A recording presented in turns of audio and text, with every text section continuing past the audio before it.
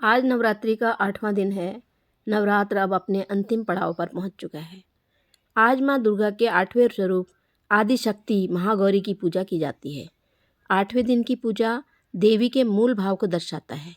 देवी भागवत पुराण में बताया गया है कि देवी माँ के 9 रूप और 10 महाविद्याएं सभी आदिशक्ति के अंश और स्वरूप हैं, लेकिन भगवान शिव के साथ उनके अर्धांगिनी के रूप में महागौरी सदैव विराजमान रहती है।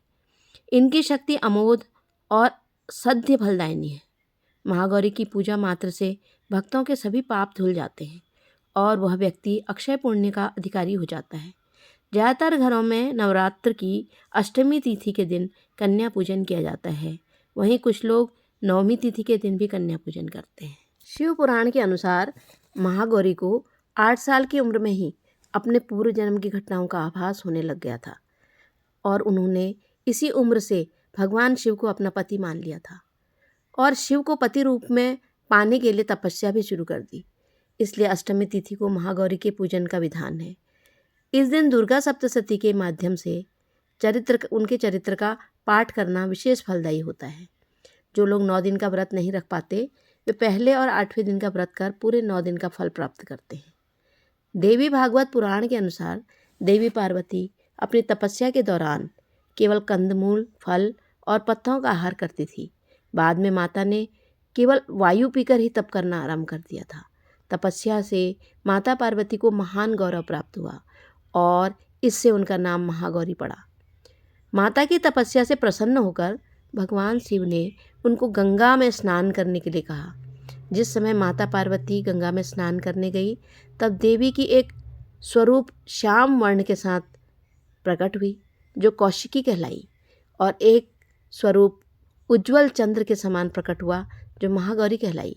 महागौरी अपने हर भक्त का कल्याण करती है और उनको सभी समस्याओं से मुक्ति दिलाती है।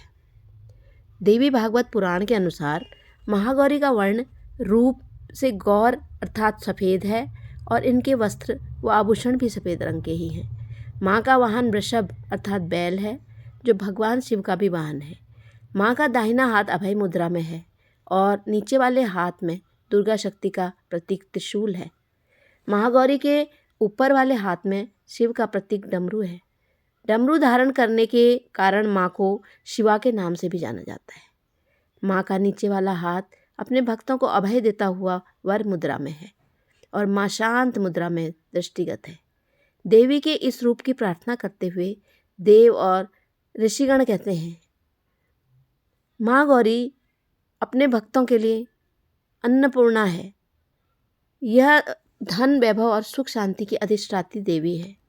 सांसारिक रूप में इसका स्वरूप बहुत ही उज्ज्वल, कोमल, श्वेत वर्ण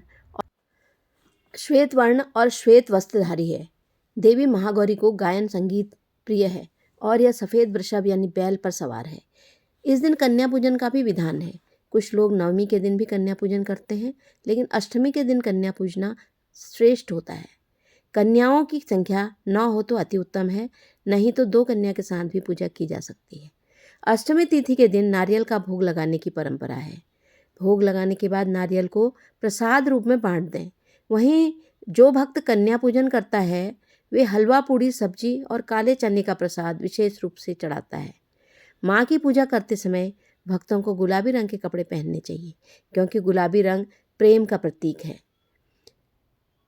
या देवी सर्वभूतेषु माँ गौरी रूपेण संस्थिता नमस्तस्मै नमस्तस्यै नमस्तस्यै नमो नमः। अष्टमी तिथि पर महागौरी की पूजा का विधान बाकी दिनों की तरह ही होता है। जिस तरह सप्तमी तिथि को माता की पूजा की जाती है, उसी तरह अष्टमी की तिथि को भी शास्त्रीय विधि से पूजा की जाती है। इस दिन माता के कल्याणकारी मंत्र ओम देवी महागौरी नमः का जाप करना चाहिए और माँ को लाल चुनरी उड़ानी चाहिए। सबसे पहले लकड़ी की चौकी पर लाल कपड़ा बिछाकर महागौरी की मूर्ति या तस्वीर स्थापित करने के बाद महागौरी यंत्र रखकर स्थापना करनी चाहिए। माँ की कांति भक्तों को सौंदर्य प्रदान करने वाली मानी जाती है। हाथ में सफ़ेद फूल लेकर माँ का ध्यान करें और फूल अर्पित करें और विधिवत पूजन करें।